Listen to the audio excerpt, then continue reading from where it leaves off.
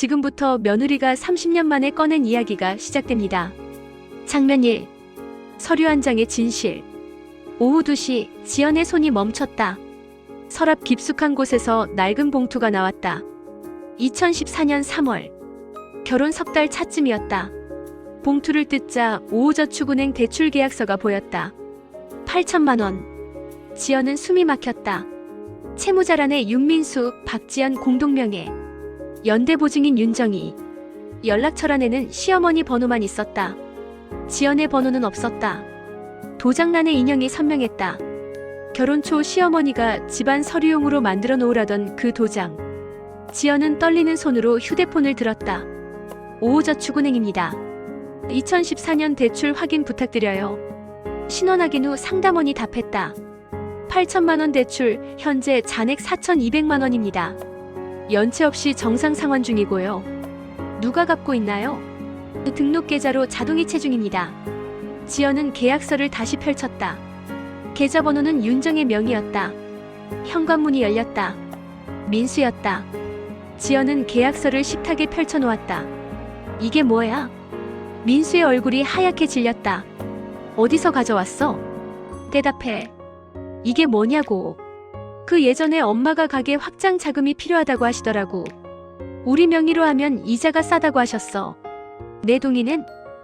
엄마가 여보 도장으로 우선은 하고 나중에 알려주려고 했었는데 말이야. 10년 동안 지연의 목소리가 떨렸다. 미안해. 엄마가 다 갚고 있으니까 문제 없을 줄 알았어. 괜찮을 거라고. 내 신용으로 받은 대출인데. 민수는 고개를 숙였다. 지연은 그의 얼굴을 바라보며 깨달았다. 그는 잘못을 이해하지 못하고 있었다. 나 내일 시댁 간다. 지연아, 진정해. 진정? 이게 얼마나 심각한 문제인지도 모르면서. 그날 밤 지연은 노트북을 켰다. 명예 도용 대출 사기. 검색 결과가 화면을 가득 채웠다. 형법 231조 사문서 위조, 징역 5년 이하. 지연의 손가락이 키보드 위에서 멈췄다. 10년 동안 그녀는 무엇을 놓친 것일까? 장면 2. 시댁의 오래된 규칙. 다음 날 오전 10시. 지연은 시댁 한복가게 앞에 섰다. 문을 밀고 들어가자 윤정희가 나왔다. 어머니, 이거 보세요. 지연이 계약서를 내밀었다. 윤정희의 얼굴이 잠깐 굳었다가 이내 평온해졌다. 아, 그거. 차나 마시자. 설명부터 듣고 싶어요. 가게 확장할 때 필요했어. 너희 명의면 이자가 싸다잖아. 내가 다 갚을 건데 뭐가 문제야? 제 동의는요? 동의? 윤정희가 웃었다. 가족인데 무슨 동의가 필요해? 이명의 무단 사용은 불법이에요. 불법? 윤정희의 목소리가 차가워졌다. 시어머니한테 불법이라고 하는 거야? 사실이잖아요. 그래서 어쩌겠다는 거야? 경찰 신고. 지연은 침묵했다. 윤정희가 계속했다. 우리 집안은 3대째 이렇게 살았어.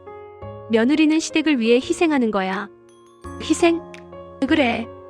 큰 며느리는 집안을 위해 헌신하는 거야. 돈도 마찬가지고. 다른 며느리들도요? 그래. 다들 기꺼이 협조했어. 너만 유난이야. 2층에서 시아버지가 내려왔다. 무슨 일이야? 아버지도 아셨어요? 윤철수가 고개를 끄덕였다. 알았지. 문제가 돼? 지연은 노트를 꺼냈다. 명예 도용은 형법 231조 사문서 위조죄. 징역 5년 이하 처벌 대상이에요. 윤정희의 얼굴이 굳었다. 시어머니 고소하겠다는 거야?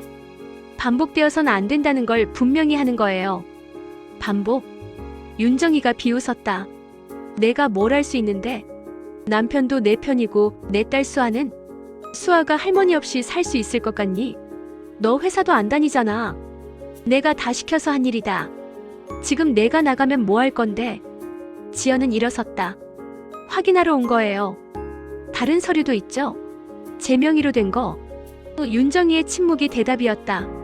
밖으로 나온 지연은 차에 올라타 핸들을 잡았다. 손이 떨렸다. 휴대폰을 꺼내 강민지에게 전화했다. 민지야, 법률 상담 받고 싶어. 장면 3. 숨겨진 진실들. 오후 2시 강남역 법무법인. 강민지가 노트북을 펼쳤다. 명예 도용 맞아. 근데 입증이 문제야. 시어머니는 내가 알고 있었다고 주장할 거고 상환도 정상이니까 피해 입증이 어려워. 그럼 내가 할 수 있는 게 없어. 형사는 힘들어. 민사로 손해배상 청구는 가능해. 근데 지연아, 넌 지금 경제적으로 독립할 수 있어? 일자리는? 집은? 지연은 침묵했다. 법적으로 이기는 것보다 내 삶이 중요해. 소송 걸면 시댁이랑 완전히 끝나고 남편은 이혼까지 생각해야 해. 민수도 공범이잖아. 맞아. 알면서 숨긴 거니까. 민지야, 난 원하는 게 말이야. 지연이 말했다. 자유야. 통제받지 않고 내 삶을 살고 싶어. 민지가 고개를 끄덕였다. 그럼 단계적으로 준비해. 경제적 독립부터. 최소 6개월은 봐야 해. 다른 서류도 찾아봐야겠어. 대출만 있는 게 아닐 것 같아. 그래, 시댁 서류 전부 확인하고 금융거래 내역 떼봐. 은행에서 지연은 신용정보를 조회했다. 화면을 본 순간 숨이 멎었다. 신용카드 3개. 한도 각 500만 원. 하나는 거의 소진. 2015년부터 2017년 사이 발급됐네요. 직원이 말했다. 사용 내역 주세요. 프린트를 받아든 지연은 내역을 확인했다. 한복 재료, 가게 운영비, 시댁 지출. 전부 시어머니가 쓴 것이었다. 저녁 7시 집. 식사 중 수아가 물었다. 엄마, 할머니 집 안 가요? 왜? 요즘 안 가잖아요. 지연이 미소 지었다. 수아야, 만약에 엄마가 할머니랑 싸우면 넌 어떡할래? 수아가 대답했다. 엄마 편이에요. 엄마가 나 낳아줬잖아요. 지연은 딸을 안았다. 민수가 말했다. 지연아, 우리 이제 얘기 좀 해야지. 지금은 싫어. 언제까지 이럴 거야? 엄마도 연락하시는데. 당신 엄마가 뭐래? 내가 오해하고 있다고 하시더라. 지연은 프린트를 내밀었다. 이것도 오해야? 4명의 카드 3개. 전부 시어머니가 썼어. 민수가 말문이 막혔다. 당신도 알았어? 아니, 이건 나도 몰랐어. 믿을 수가 없네. 나 내일부터 일 알아볼 거야. 그날 밤 지연은 구인 사이트를 열었다. 10년 공백. 하지만 회계사 자격증은 있었다. 불가능하지 않았다. 이력서 작성을 시작했다. 장면 4. 가족회의라는 이름의 심판. 일주일 후 토요일 오후 3시. 시댁 2층 거실. 시아버지, 시어머니, 시삼촌 윤철민, 시고모 윤미숙, 민수까지 6명이 지연을 둘러쌌다. 오늘은 며느리가 오해를 하고 있어서. 윤철수가 입을 열었다. 오해가 아니에요. 지연이 서류를 꺼냈다. 전부 제 명의로 된 금융거래예요. 하지만 전 신청한 적 없어요. 윤미숙이 서류를 들었다. 이게 뭐야? 대출 8천만 원, 신용카드 3개. 총 채무 9,500만 원이에요. 뭐? 윤철수가 놀랐다. 그래도 내가 갖고 있잖아. 윤정이가 반박했다. 문제는 제 동의 없이 제 명의를 쓴 거예요. 명예 도용이고요. 가족끼리 무슨 명예 도용이야? 윤미숙이 어이없어 했다.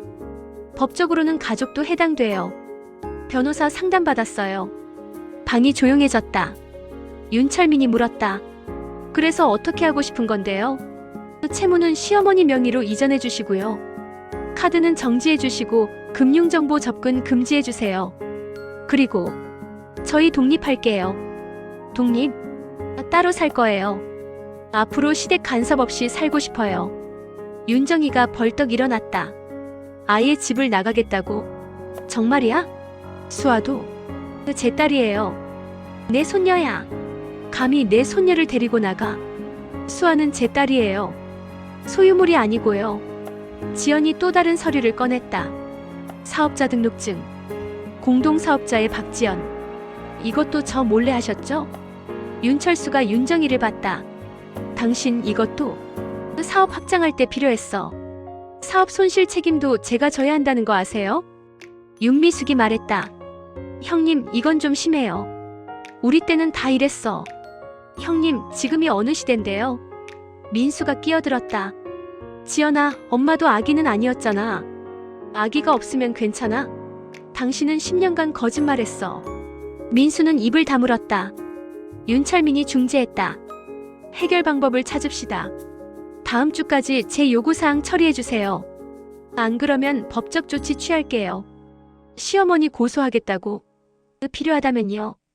여보, 이제 집에 가자. 민수는 어머니를 보며 망설이다 자리에서 일어나지 못했다. 먼저 혼자 가.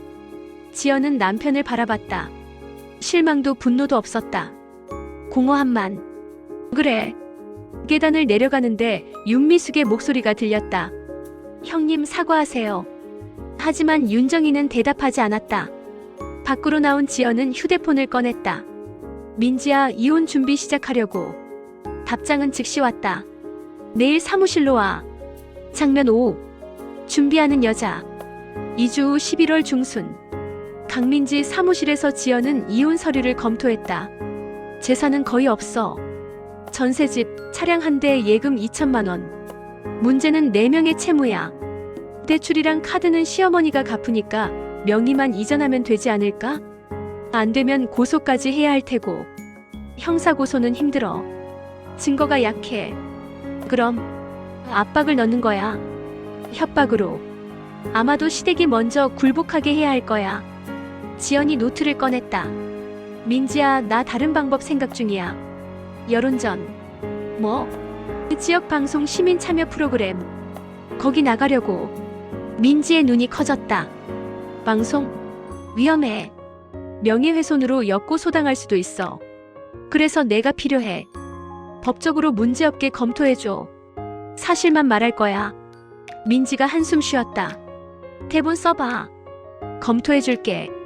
근데 지연아, 방송 나가면 돌이킬 수 없어. 상관없어. 어차피 끝났어. 그날 오후 커뮤니티 센터. 상담사 정수진이 지연을 맞았다. 결정했어요. 방송 출연하고 싶어요. 정수진이 고개를 끄덕였다. PD님께 연락할게요. 준비되셨어요? 해야 해요. 이게 최선이에요. 일주일 후 PD 박상철과 만났다. 지연 씨 이야기 들었어요. 충격적이네요. 저만 겪는 일이 아닐 거예요. 그래서 제 이야기를 하고 싶어요. 생방송이에요. 편집 안 돼요. 괜찮으세요? 네. 시댁에서 항의할 수도 있고 법적 문제도 생길 수 있어요. 변호사와도 이미 상담했어요. 사실만 말하면 문제 없대요. 알겠습니다. 마음 정하셨다면 다음 주 수요일 저녁 7시로 잡을게요. 집으로 돌아온 지연은 거울 앞에 섰다. 38세. 주름진 얼굴. 하지만 눈빛은 살아있었다. 할 수 있어. 그날 밤 민수가 늦게 들어왔다. 지연아, 내가 방송 나간다며? 지연은 놀라지 않았다. 누가 알려줬어? 그게 중요해? 정말 나갈 거야? 응. 왜 이렇게까지? 당신은 왜 10년간 거짓말했어? 민수는 대답하지 못했다. 막지 마. 지연아, 제발. 우리 가족이 어떻게 돼?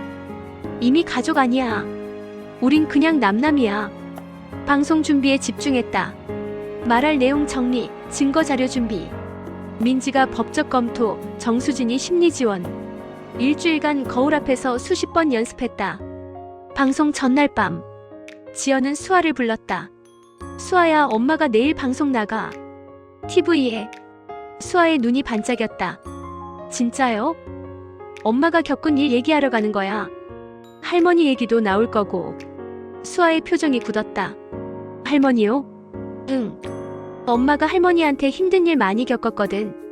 수아가 지연의 손을 잡았다. 엄마, 괜찮아요. 하고 싶은 대로 해요. 난 엄마 편이에요. 지연은 딸을 안았다. 눈물이 흘렀지만 행복한 눈물이었다. 장면 6. 생방송의 폭풍. 수요일 저녁 7시. 방송국 스튜디오. 조명이 켜지고 박상철이 카메라를 향했다. 안녕하세요. 우리 동네 이야기 시간입니다. 오늘은 며느리로서 힘든 경험을 나누러 오신 박지연 씨를 모셨습니다.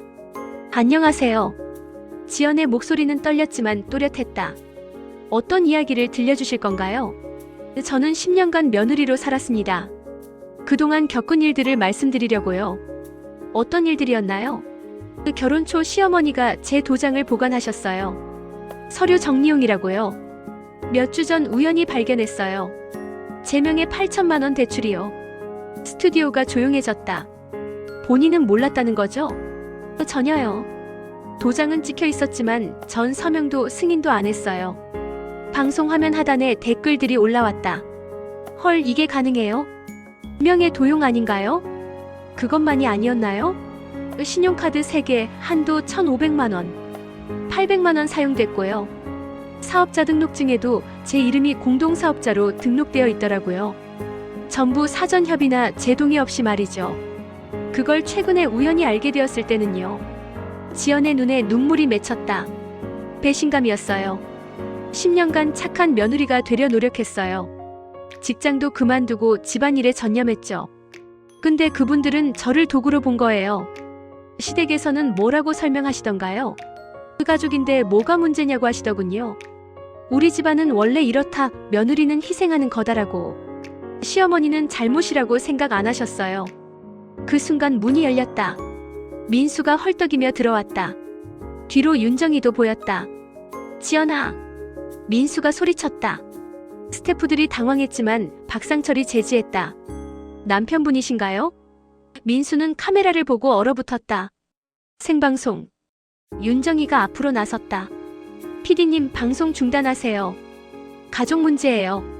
어머님, 이미 생방송 중입니다. 윤정이가 지연을 노려봤다. 너 정말 이러고 싶었니? 지연이 일어섰다. 네. 제 이야기 하고 싶었어요. 거짓말 아니야? 거짓말요? 지연이 서류를 꺼냈다. 이게 거짓말인가요? 대출 계약서, 카드 내역, 사업자 등록증. 전부 제 명의예요. 근데 전 승인 안 했어요. 카메라가 서류를 클로즈업했다. 댓글이 폭발했다. 민수가 끼어들었다. 지연아, 집에 가서 얘기하자. 거기가 제 집인가요? 시댁인가요? 당신은 10년간 거짓말했어요. 어머니 편만 들었고 전 당신한테 아내가 아니라 그냥 며느리였어요. 윤정이가 소리쳤다. 그만해. 방송에 내보내면 안 돼. 박상철이 침착하게 말했다. 어머님, 생방송입니다. 지연 씨 선택이고요. 지연이 카메라를 향했다. 시청자 여러분, 저와 같은 며느리들이 많아요. 참고 희생하라고 강요받는 분들. 저는 말하고 싶어요. 착한 며느리의 시대는 끝났다고. 정적. 윤정이는 말을 잃었다. 민수는 얼굴을 가렸다. 방송은 30분 더 이어졌다. 응원 댓글이 쏟아졌다. 밖에서 민지와 정수진이 기다렸다. 잘했어. 민지가 안았다. 지연은 울음을 터뜨렸다. 끝났어. 장면 치. 무너지는 권위. 다음날 목요일 오전. 시댁가게 앞에 기자들과 주민들이 몰렸다. 방송은 조회수 150만을 넘었다. 윤정이 씨, 며느리 명의 도용 사실 맞습니까? 윤정이는 셔터를 내렸다. 사과하세요. 어떻게 가족한테 이런 짓을 하실 수 있나요? 이해숙이 나타났다. 30년 친구였지만 표정은 차갑다. 정희야, 정말 그랬어? 윤정이는 대답 없이 가게로 들어갔다. 휴대폰에 문자가 쌓였다. 실망이에요. 거래 중단합니다. 오후 윤철민이 뒷문을 두드렸다. 형수님, 큰일이에요. 친척들 난리예요. 내가 뭘 어쩌라고요? 사과하셔야 할 것 같아요. 내가 왜? 형수님 방식은 옛날이에요. 사과 안 하시면 일이 더 커집니다. 고소당할 수도 있어요. 한편 지연은 민지 사무실에 있었다. 조회수 200만 넘었어. 댓글도 내 편이야. 용기 감사해요. 저도 비슷해요. 법적 조치하세요. 지연아, 잘한 거야. 시댁이 움직일 거야. 그날 시댁 가게는 손님이 없었다. 단골들이 주문을 취소했다. 저녁 6시 윤정이가 민수에게 전화했다. 지연이 번호 줘. 윤정이가 전화했지만 지연은 받지 않았다. 문자를 보냈다. 만나자. 할 얘기 있다. 지연이 민지에게 보여줬다. 만날까? 일단 만나봐. 근데 내가 동행할게. 다음날 오후 3시. 지연과 민지가 시댁가게에 도착했다. 윤정이는 작업실에 앉아 있었다. 얼굴은 며칠 사이 많이 야위었다. 왔구나. 목소리에 힘이 없었다. 무슨 얘기를 하고 싶으신데요? 앉아. 할 말만 하세요. 윤정이가 한숨을 쉬었다. 미안하다. 지연은 귀를 의심했다. 뭐라고요? 미안하다고. 내가 잘못했어. 내 명의를 무단으로 쓴 것. 다 내 잘못이야. 목소리가 떨렸다. 지연은 시어머니를 바라봤다. 진심인지 확신할 수 없었다. 그래서요? 용서해줘. 나도 몰랐어. 이게 이렇게 큰 문제인 줄. 몰랐다고요? 10년 동안? 민지가 끼어들었다. 어머님, 사과만으로는 부족합니다. 해결 방안을 제시하셔야 해요. 윤정이가 서류를 꺼냈다. 대출은 내 명의로 이전하겠어. 카드 정지, 사업자 등록에서 내 이름도 빼고. 언제까지요? 이번 주 안으로. 약속할 수 있어요? 약속한다. 지연이 침묵하다 입을 열었다. 어머니, 저 이혼할 거예요. 뭐?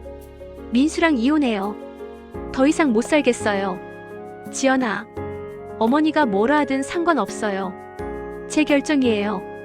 이해해주세요. 지연이 일어섰다. 서류 처리 다 되면 연락주세요. 밖으로 나온 지연은 깊게 숨을 들이쉬었다. 잘했어. 마지막 단계만 남았어. 민지가 말했다. 저녁 집에서 지연은 민수에게 말했다.